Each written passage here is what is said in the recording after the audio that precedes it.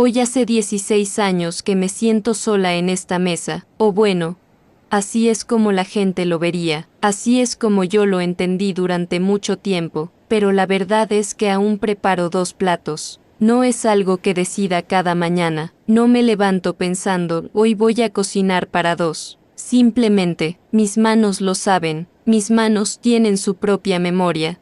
Supongo, cuando pongo agua en la olla, pongo agua como si fuera a hervir pasta para 2. Cuando corto la cebolla, corto el doble. Cuando me siento aquí, frente a esta mesa de madera que heredamos de su madre, mi cuerpo espera antes de empezar a comer. Espera unos segundos, como si alguien fuera a llegar. Nadie llega. Mi hija dejó de preguntarme hace años por qué hago eso. La primera vez que lo notó, ella tenía tal vez 19 años, me miró con algo entre la lástima y la preocupación. Yo estaba guardando mitad de la comida en el refrigerador. Mamá, me dijo, solo eso, mamá, como si la palabra fuera suficiente para que yo despertara, para que entendiera que esto no era normal, pero no desperté. Siguió pasando, año tras año, ella dejó de venir a comer a casa los domingos. Creo que eso fue lo que más me dolió.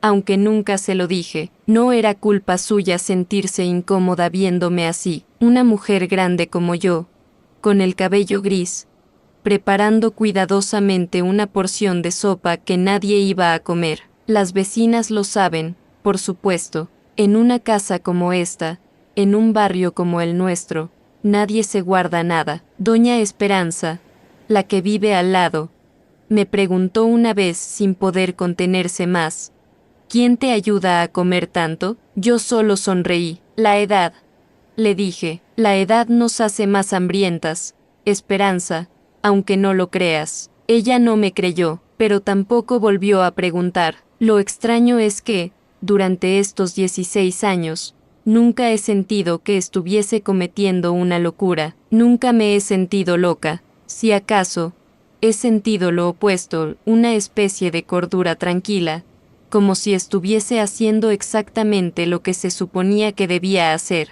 como si fuese lo único sensato en un mundo que dejó de serlo el día que, bueno, ese es otro cuento. Esta mañana, mientras partía el pan para acompañar el caldo, me quedé mirando la otra taza, la que siempre dejo en la mesa. Está aquí, frente a mí, del otro lado. Tiene el asa un poco rota en una esquina. Él siempre bromeaba porque le quemaba los dedos cuando la sostenía en los días fríos. Esta taza te odia, le decía yo. Él se reía. Esa taza sigue aquí. No la uso para mí. Yo uso una diferente. Cada mañana, tomo mi café en una taza distinta, y esta permanece donde está, esperando. Alguien me preguntaría, si yo fuese el tipo de persona que permite preguntas así, ¿por qué no la lavas y la guardas? ¿Por qué la dejas ahí? Y yo no tendría una respuesta clara, no una que suene razonable, pero hay algo en dejarla así, en mantenerla lista, en el mismo lugar, que me hace sentir, no sé, como si estuviese honrando un pacto que nadie más conoce. Él se fue un miércoles cualquiera, como tantos otros, y simplemente no volvió. No fue de repente, en el sentido en que la gente entiende las desapariciones. Fue gradual, fue como ver cómo el agua se enfría cuando dejas de verter agua caliente en la taza, lentamente, sin drama, solo un cambio de temperatura que al principio no notas, pero que termina dejándote helada. Y lo que es más extraño, lo que probablemente sea la razón por la que ahora, a los 63 años, sigo cocinando para 2, no sé si realmente se fue, o al menos, no sé si se fue completamente. Esta es la pregunta que me acompaña cada mañana, mientras enciendo el fuego de la cocina y espero a que hierva el agua. Una pregunta pequeña, silenciosa, que no tiene prisa en ser respondida. Una pregunta que vive en la misma habitación donde vivo yo, y que ha aprendido a coexistir conmigo en esta mesa, la mesa para 2. Es curioso cómo una sola palabra puede cargar todo el peso de una historia. Miércoles, para la mayoría de la gente es solo un día de la semana, ni aquí ni allá, no es el fin de semana, pero tampoco es lunes. un día huérfano en el calendario, pero para mí, los miércoles tienen textura, tienen color, son del color de las cosas que no terminan de pasar. Él siempre llegaba tarde los miércoles. No era algo que hubiera planeado, no era un compromiso que tuviera cada semana, era simplemente así. Los miércoles, su reloj se movía diferente. Los miércoles, él caminaba más lentamente hacia la casa. Los miércoles, yo me enteraba de esto porque veía la sombra de sus pasos en la calle. Esa sombra larga del atardecer que se proyectaba en la cortina de la sala, y algo en mí reconocía, es miércoles, va a llegar tarde de nuevo. Nunca le pregunté por qué. Eso es lo que quiero que entiendas de mí, que no era una mujer que hacía muchas preguntas, no porque fuera sumisa o porque no me importara, era solo que había ciertas cosas que entendía sin necesidad de palabras, y los miércoles de él eran una de esas cosas. Llevábamos 32 años juntos cuando todo sucedió, 32 años de compartir una cama, de pasar por todo lo que se supone que una pareja pasa, los hijos, la muerte de sus padres, la pérdida de su trabajo cuando la empresa cerró, la enfermedad de mi hermana, todas esas cosas grandes que la gente cuenta como los momentos que definen un matrimonio, pero no eran los momentos grandes los que me decían quién era él, era las mañanas, era verlo en la cocina antes de que saliera el sol,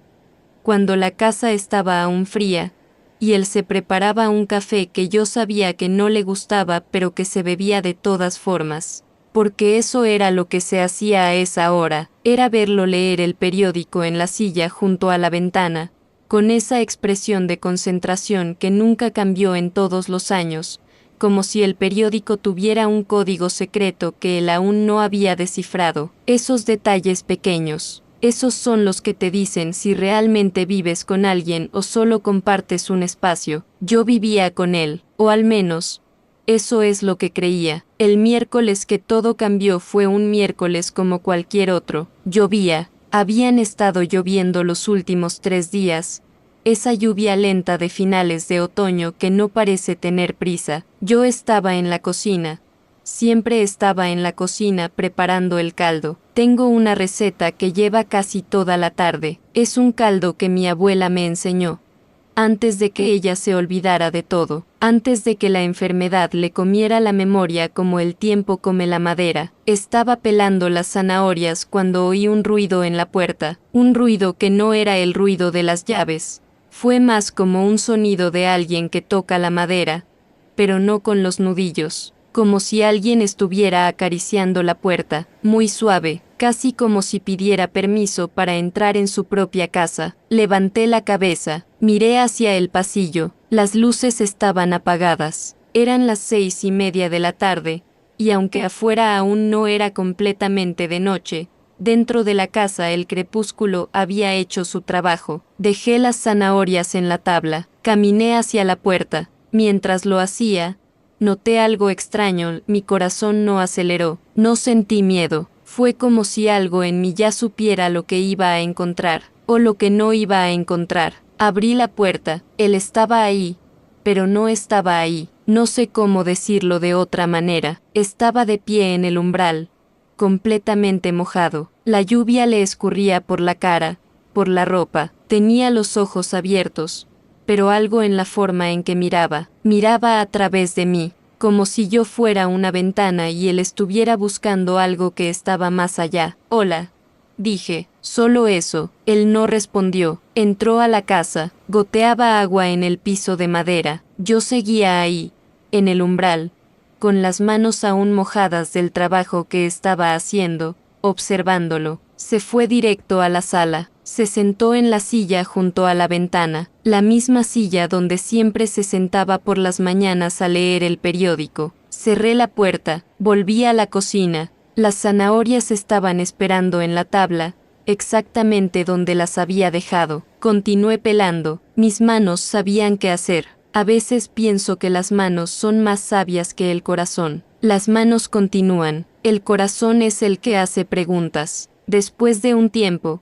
no sé cuánto, el tiempo funciona diferente cuando algo está sucediendo. Me acerqué a la sala, él seguía en la silla, mojado, mirando hacia la ventana donde la lluvia corría en pequeños arroyos por el vidrio. ¿Quieres que te traiga una toalla?, pregunté. No respondió. Espera. Volví a la cocina, terminé de preparar el caldo, puse la mesa para dos, y cuando todo estuvo listo, cuando la casa olía a lo que la casa siempre olía los miércoles, volví a donde él estaba. La comida está lista, dije. Él se levantó, caminó hacia la mesa, se sentó en su lugar, comenzamos a comer, en silencio, completamente en silencio, y aquello que yo no había querido preguntarle durante todos esos años, de repente, se hizo evidente, ya no había nada que preguntar. Las preguntas llegaban demasiado tarde. Esa fue la última comida que compartimos. Aunque yo haya seguido cocinando para dos durante 16 años después, a la mañana siguiente,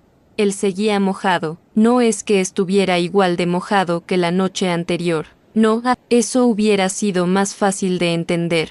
Era como si la humedad se hubiera instalado en él, como una segunda piel que no podía quitarse aunque lo intentara. Cuando pasé mi mano por su brazo mientras preparaba el desayuno, sentí eso, esa textura que no era exactamente agua, pero tampoco era piel. No lo comenté. Él se sentó a la mesa, yo le puse café en su taza, la de la manija rota. Él la sostuvo sin beber, solo la miró, como si el café fuera un código que estuviera tratando de descifrar. ¿No tienes hambre?, pregunté. Tardó en responder. Cuando lo hizo, su voz sonaba como si viniera de muy lejos, como si alguien le hubiera dejado un mensaje y él simplemente lo estuviera reproduciendo. No tengo hambre, dijo, pero se quedó en la mesa, se quedó mientras yo comía, se quedó mientras recogía los platos, se quedó.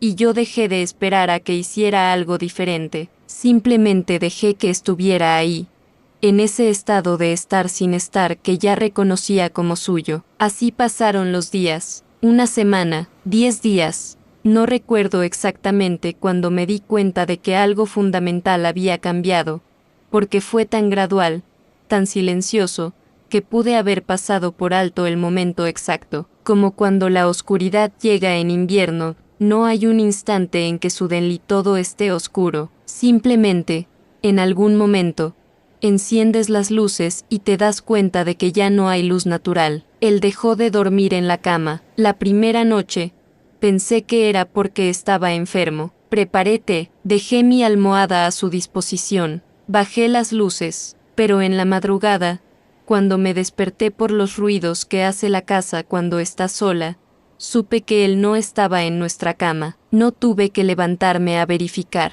Lo supe, lo encontré en la sala, sentado en la silla junto a la ventana, en la oscuridad, sin luz, solo ahí, mirando hacia afuera donde la lluvia seguía cayendo. ¿Qué haces despierto?, pregunté. Él no respondió, pero tampoco se movió, y yo entendí, en ese momento, que había cruzado una frontera que no podía desandar, que si le hacía más preguntas, si lo obligaba a responder, si insistía en la claridad de las cosas, algo que era importante podría romperse, algo que yo no comprendía, pero que de todas formas necesitaba proteger. Volví a la cama, y noches después, la primera vez que dejé una taza de café junto a su silla, antes de irme a dormir, supe que había tomado una decisión que no había verbalizado, pero que mi cuerpo conocía desde el principio. Iba a dejar que se fuera, pero no así, no de la manera en que la gente se va, no con maletas y explicaciones. De otra forma, la forma en que los fantasmas se van. Mi hija vino a visitarme una tarde,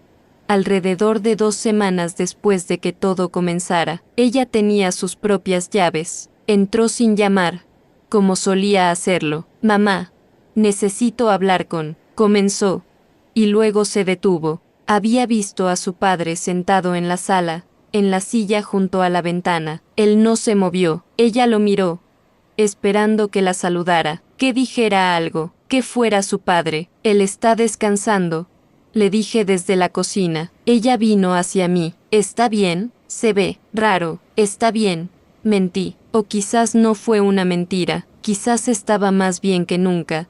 de una forma que ella no podía entender. Ella no se quedó mucho tiempo, dijo que tenía un compromiso. Antes de irse, volvió a mirar hacia la sala, hacia la figura inmóvil en la silla. «Mamá», dijo, y pude escuchar la preocupación en su voz.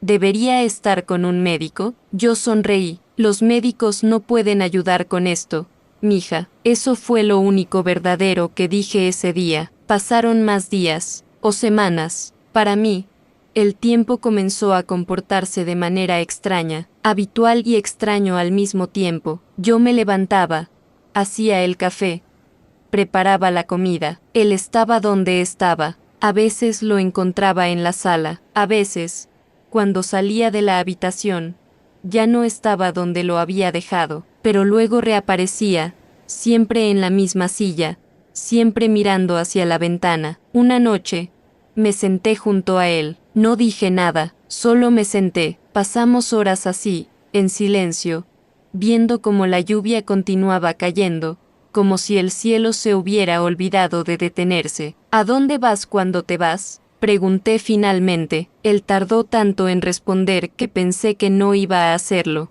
«A los lugares donde estuve», dijo. «¿Los lugares donde estuviste?» «Antes, cuando aún creía que sabía dónde estaba». Yo no entendí, pero dejé de preguntar. 3 días después, una mañana cuando salí de la habitación, encontré la silla vacía. No sentí alarma, no sentí sorpresa, sentí algo más parecido a alto, alivio, como si un sonido que había estado zumbando en el fondo durante semanas finalmente se hubiera apagado. Caminé por toda la casa buscándolo. No estaba en ningún lado, no estaba en el sótano, ni en el ático, ni en ninguno de los lugares donde podría haber estado un hombre que aún estuviera atrapado en el mundo. Volví a la cocina, y aquí es donde comienza la parte que no sé cómo explicar. Aquí es donde las cosas se ponen raras, de verdad, porque cuando lo buscaba, cuando caminaba por las habitaciones vacías llamándolo en silencio,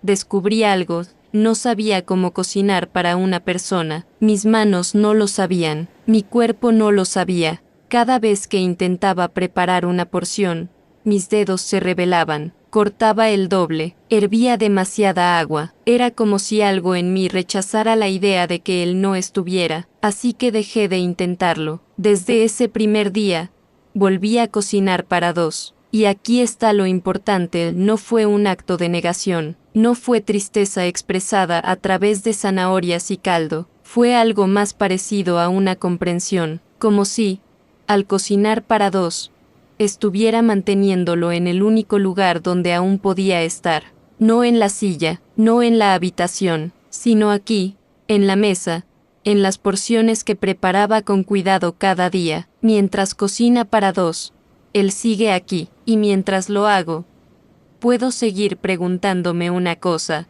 ¿Se fue, o solo aprendió a estar en los lugares donde aún existe? 16 años es mucho tiempo para que nadie pregunte, pero tampoco es tan poco. Es suficiente para que las vecinas dejen de chismorrear y simplemente acepten. Es suficiente para que tu hija adulta deje de preocuparse y simplemente sienta vergüenza. Es suficiente para que tú misma dejes de preguntarte si lo que estás haciendo tiene sentido, y simplemente lo hagas, como haces con respirar. No lo oculté, eso es lo importante, nunca lo oculté. Cuando la gente venía a la casa, veían la mesa para 2, veían que yo cocinaba porciones grandes, veían que había una taza esperando en la mesa cada mañana, y nadie me preguntaba directamente qué sucedía. Era como un acuerdo silencioso, yo no explicaba, ellos no preguntaban, aunque a veces, cuando alguien se atrevía, yo les decía la verdad,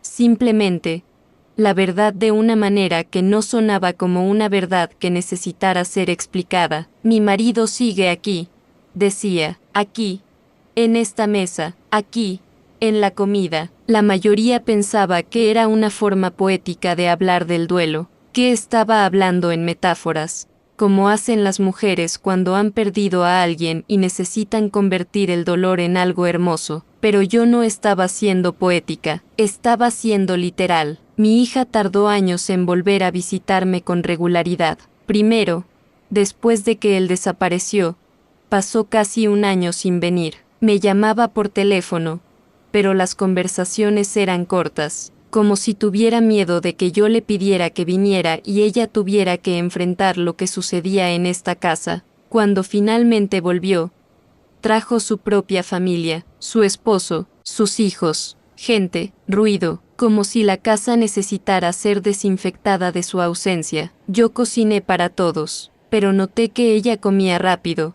como si el acto de estar en esta cocina, en esta mesa, fuera algo que pudiera contagiarla, y cuando se iba, siempre decía lo mismo: mamá, deberías considerar vender la casa, mudarte a un lugar más pequeño, más alegre, como si la alegría fuera una característica de un lugar, como si una casa pudiera estar triste simplemente porque alguien decidió quedarse. Estoy bien aquí, le decía, y era verdad, estaba bien, mejor que bien, había encontrado un ritmo en esta vida, una forma de existencia que la mayoría de la gente no comprende, pero que a mí me hacía sentir que aún estaba conectada con él, de alguna manera que no podía explicar sin sonar loca. Los años pasaron como el agua en la lluvia que seguía cayendo ocasionalmente, aunque nunca con la insistencia de ese miércoles. Mi cabello se volvió completamente gris, mis manos comenzaron a articularse con más dificultad,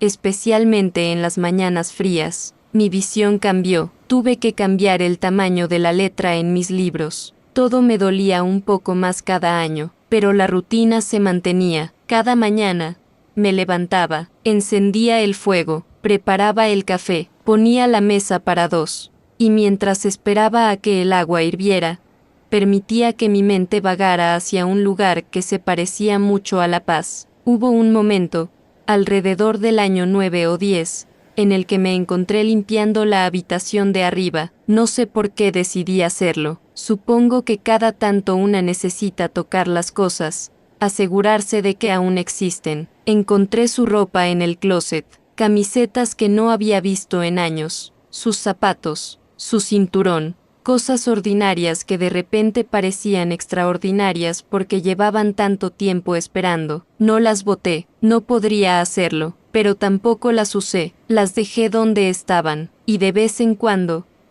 subía a esa habitación, pasaba mi mano sobre ellas, solo para asegurarme. Fue en ese mismo año cuando sucedió algo extraño. Encontré una carta debajo del colchón, nuestra cama, donde ya no dormía con nadie. Debajo, una carta con mi nombre escrito en su letra, la letra que reconocería en cualquier lugar, la letra que se movía de una manera muy particular, como si cada letra tuviera prisa pero también quisiera demorarse. No la abrí de inmediato, la sostuve en mis manos durante horas, literalmente, horas. Estaba en la cama, con la carta en las manos, observándola, como si al observarla lo suficiente, pudiera leer lo que decía sin tener que romper el sobre. Cuando finalmente la abrí, estaba temblando. Pero aquí es donde la historia se comporta de una manera que no sé cómo contar sin sonar inverosímil. Aquí es donde me atrapa el miedo de que no me creas, porque cuando abrí la carta,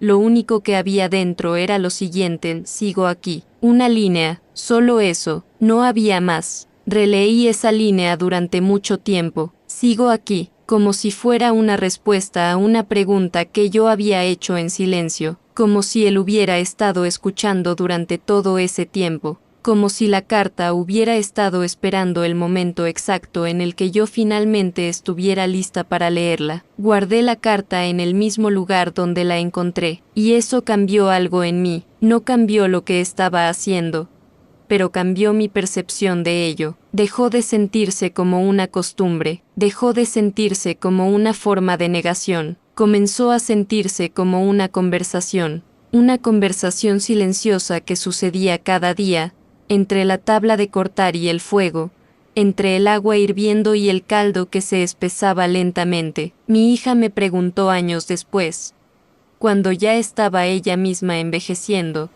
cuando su propio cabello se había vuelto gris: ¿no crees que es hora de seguir adelante, mamá, y yo respondí algo que había estado guardándome durante todos esos años. Seguir adelante ¿hacia dónde? Mija, él está aquí, en esta cocina, en estas manos que siguen sabiendo cómo hacer exactamente lo que él se merecía, en esta mesa, en esta taza, ¿a dónde iría que fuera mejor que aquí? Ella no respondió, pero antes de irse esa noche, comió 2 platos, ella sola, como si, por un momento, estuviera entendiendo algo, como si, al comer más de lo que normalmente comería, estuviera comiendo por 2, estuviera manteniéndolo vivo de la misma manera en que yo lo hacía cada día. Eso me dio más consuelo de lo que puedo explicar. Los años pasaron así, tranquilo, sin drama, sin grandes eventos, solo yo, en esta cocina, haciendo lo mismo cada día, y aunque la soledad es real, aunque duele de una manera que no desaparece con el tiempo, también está esto, la certeza de que no estoy completamente sola, que mientras siga cocinando para 2, él sigue aquí, y eso es suficiente. A los 63 años, descubrí algo que probablemente debería haber entendido mucho antes. Él nunca se fue porque yo nunca lo dejé ir.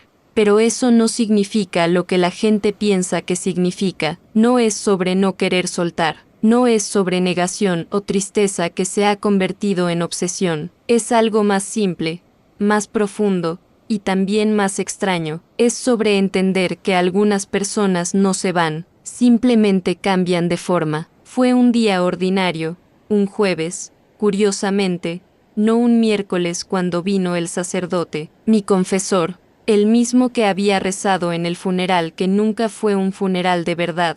Porque aunque lo enterramos, siempre supe que no estaba en la caja. Entró a la casa sin que yo lo llamara. Doña Esperanza, la vecina, lo había traído. Le había dicho que estaba preocupada por mí, que algo no estaba bien, que necesitaba ayuda espiritual, como si la espiritualidad fuera algo que pudiera arreglarse con agua bendita y palabras en latín. El padre Héctor era un hombre joven aún, aunque para mis ojos todos los hombres jóvenes parecían fantasmas. Se sentó en la sala y lo primero que hizo fue mirar alrededor, como buscando algo que no encontraba. ¿Dónde está tu marido?, preguntó. Aquí, respondí. Él no preguntó dónde aquí. Supo que no encontraría una respuesta que pudiera comprender en el mundo de las palabras. En cambio, me pidió que le contara desde el principio, y lo hice. Le conté sobre el miércoles lluvioso, le conté sobre su regreso a la casa mojado, sin estar completamente aquí, le conté sobre la silla junto a la ventana, le conté sobre la noche que desapareció de la forma en que las cosas desaparecen cuando finalmente encuentran el lugar donde pertenecen, le conté sobre los 16 años de cocinar para 2, sobre la carta, sobre cómo mis manos sabían exactamente qué hacer cada día, como si tuvieran una sabiduría que mi mente no podía alcanzar. El padre Héctor escuchó, su expresión no cambió. Cuando terminé, se quedó en silencio durante un largo tiempo. ¿Crees que está aquí?, preguntó finalmente. Yo no respondí con palabras. Solo me levantó y caminé hacia la cocina. Le mostré la mesa para 2. Le mostré la taza esperando. Le mostré la forma en que la luz del atardecer caía en ambos lados de la mesa, como si ambos lados tuvieran la misma importancia. Él está aquí, dije, no aquí. Señalé una silla vacía, sino aquí. Señalé mi pecho. El padre Héctor se acercó a la mesa, se sentó en la silla vacía, en la silla donde supuestamente mi marido se sentaba. ¿Qué era lo que más amabas de él?, preguntó. Yo no tuve que pensar. Su paciencia. Cuando otros gritaban, él esperaba. Cuando yo estaba furiosa, él esperaba que la furia pasara. Él sabía que todas las cosas pasan, las tormentas, el miedo, la claridad, todo pasa. ¿Y por eso cocinas para 2?, preguntó. Porque mientras siga haciendo esto, mientras siga honrando ese lugar donde él estaba, él sigue siendo paciente, sigue esperando, y yo sigo siendo la persona que él esperaba que fuera. El padre Héctor se levantó. Camina hacia donde yo estaba parada. ¿Sabes qué creo? Dijo, creo que él se fue la noche que se sentó contigo en esa silla, mirando la lluvia. Creo que eso fue un adiós que ni tú ni él podían decir con palabras, así que lo dijeron con silencio. Y creo que lo que has hecho durante estos 16 años no es negación, es comprensión. Yo estaba temblando. ¿Comprensión de qué? Preguntó. De que el amor no muere, solo cambia de forma, se convierte en acción, se convierte en ritual, se convierte en una mesa para dos, aunque solo una persona coma. Después de eso, el padre Héctor vino cada semana durante un tiempo, se sentaba en la silla, comía el caldo que yo preparaba, y lentamente, sin que lo dijera directamente, me ayudó a entender algo que yo había estado viviendo pero no podía nombrar. Lo que yo estaba haciendo era un acto de amor tan profundo que había trascendido la muerte, aunque, en verdad, nunca fue sobre la muerte, fue sobre la manera en que algunas personas permanecen porque las recordamos de una forma que es más real que la presencia física. Fue durante una de esas comidas cuando finalmente le pregunté algo que había estado guardándome. ¿Crees que está realmente aquí? ¿O crees que estoy completamente sola y simplemente he encontrado una forma bonita de vivir con eso? El padre Héctor dejó su cuchara. ¿Cuál es la diferencia?, preguntó. Yo no respondí, pero mientras limpiaba la mesa después de que se fue, mientras recogía los 2 platos, el mío que tenía marcas de tenedor, el suyo que permanecía virgen, comprendí lo que quiso decir. No importa si él está aquí en el sentido en que la gente entiende la presencia, lo que importa es que yo estoy aquí, en esta cocina, haciendo exactamente lo que el amor me pide que haga, cada día, sin falta, y eso es su presencia, eso es como permanece. Algunos días, especialmente en las mañanas cuando el silencio es tan profundo que puedo escuchar mis propios pensamientos, me pregunto si alguna vez conoceré la respuesta verdadera, si alguna vez sabré con certeza qué sucedió ese miércoles,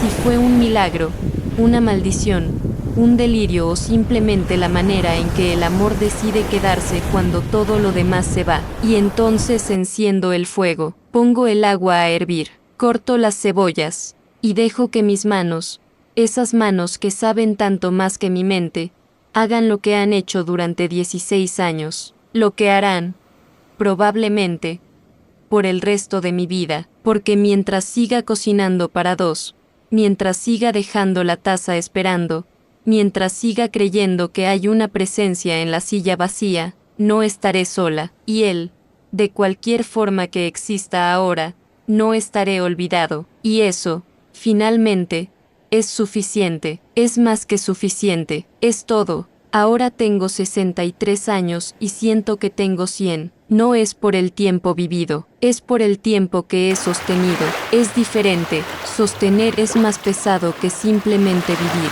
Pero esta mañana, mientras preparaba el caldo como siempre, sucedió algo pequeño que cambió la forma en que entiendo todo lo que ha pasado. Mi hija vino a verme sin avisarme. Ella tiene 58 años ahora. Su propio cabello es gris. Tiene arrugas alrededor de los ojos que se parecen a las mías. Es como mirar un futuro que ya fue. Entró a la cocina y se quedó observándome. No dijo nada, solo me observó mientras yo pelaba las cebollas, mientras el agua comenzaba a hervir, mientras colocaba los ingredientes en la olla con la precisión de alguien que ha hecho esto miles de veces. ¿Sabes?, dijo finalmente, yo también cocino para 2. Me detuve. ¿Qué?, pregunté. Desde que mi papá se fue, desde hace 16 años. Aunque mi esposo come todo lo que dejo en el plato, aunque mis hijos a veces cenan conmigo, yo sigo cocinando como si él estuviera ahí, como si tuviera que dejar un plato especial para alguien que no va a venir. Solté la cebolla. ¿Por qué no me lo dijiste?, pregunté. ¿Para qué me dijeras que dejara de hacerlo? ¿Para qué intentaras salvarme de lo que tú creías que era un problema? No, mamá, yo entendí mucho tiempo después lo que tú estabas haciendo, y entendí que no era locura, era la única forma en que ambas sabíamos cómo continuar. Nos sentamos a la mesa, ambas, en el lado de los vivos, y mientras comíamos el caldo que había preparado para 3, porque, claro, ella se quedaba a comer, hablamos sobre cosas que nunca habíamos hablado. ¿Crees que está aquí?, preguntó ella de repente. Sí, respondí sin dudarlo. ¿Realmente? ¿O crees que estamos inventando una historia para poder vivir sin él? Dejé mi cuchara, miré a mi hija a los ojos. Esos ojos que tienen los mismos detalles que los de su padre, los mismos detalles que yo heredo en los míos. No importa, le dije, de verdad, no importa. ¿Cómo que no importa? ¿Por qué, mija?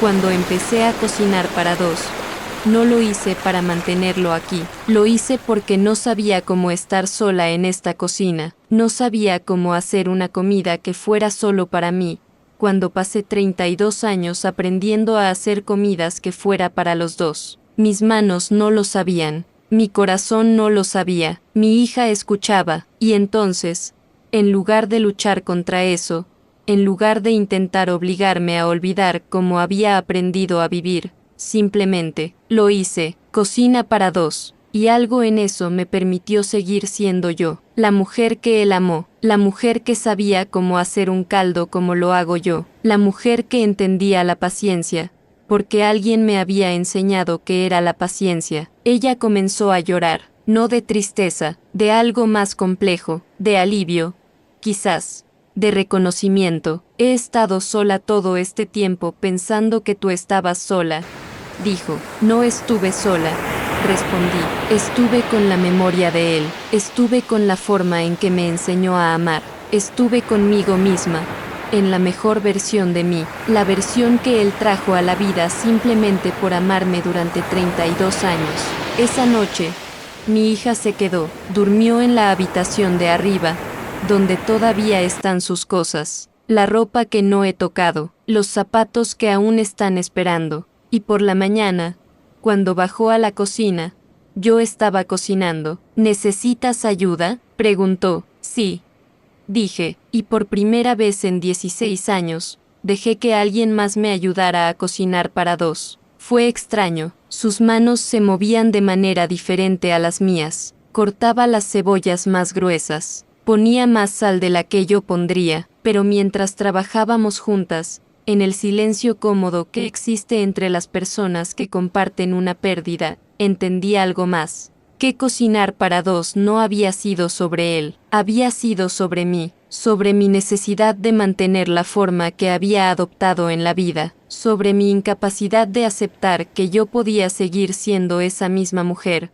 aunque él no estuviera, sobre la forma en que el amor no nos enseña a soltar, sino a transformar. Mi hija y yo nos sentamos a la mesa ese día, y ella comió de su plato, y yo comí del mío, pero dejamos la tercera taza, la taza con el asa rota, vacía, esperando, como siempre. ¿Cuánto tiempo más crees que lo harás?, preguntó. No sé, respondí, mientras mi cuerpo lo sepa, mientras mis manos lo sepa, quizás hasta el final de mis días. ¿Y crees que está bien? Sí, dije, está más que bien, es la forma en que le digo al mundo que él importó, que duró, que no fue un capítulo que se cerró, fue una lección que nunca termina de enseñarse. Mi hija asintió, y cuando se fue ese día, me pidió la receta del caldo, para poder hacerlo también, dijo, para poder sentir que cocino para 2, aunque sea por una vez más en mi vida. Le di la receta, aunque sabía que ella nunca la seguiría exactamente como está escrita. Cada persona tiene su propia forma de cocinar para 2. Cada persona tiene sus propias razones, su propio miércoles lluvioso, su propia silla junto a la ventana donde alguien se fue sin marcharse realmente. Ahora, mientras escribo esto en mi memoria, mientras reorganizo los eventos de los últimos 16 años en una historia que pueda ser contada, me doy cuenta de lo que realmente sucedió. No fue que él se fuera, fue que yo aprendí a estar con su ausencia de una manera que se parecía más a presencia que a cualquier cosa que hubiera experimentado cuando estaba vivo. Porque mientras esté aquí, en esta cocina, preparando la comida con cuidado, dejando la mesa para 2, honrando el lugar donde él se sentaba. Él no está ausente, está transformado, está en cada cebolla que corto, en cada segundo que espero antes de comenzar a comer, en la paciencia que hizo suya cuando estaba vivo y que hizo mía cuando se fue. La mesa sigue aquí, la taza sigue esperando, y yo sigo siendo la mujer que él amó lo suficiente para quedarse, aunque tuviera que hacerlo de una forma que el mundo no puede ver. Y eso, finalmente, es lo que entendí, que algunos hombres no se marchan, algunos hombres simplemente aprenden a quedarse de otra manera, y las mujeres que los aman, las que son lo suficientemente valientes para cocinar para dos aunque solo una esté comiendo, esas mujeres entienden algo que el resto del mundo nunca sabrá, que el amor no termina cuando termina la vida, solo cambia de forma, y esa forma, si tienes suerte, es lo suficientemente bonita como para vivir en ella por el resto de tus días.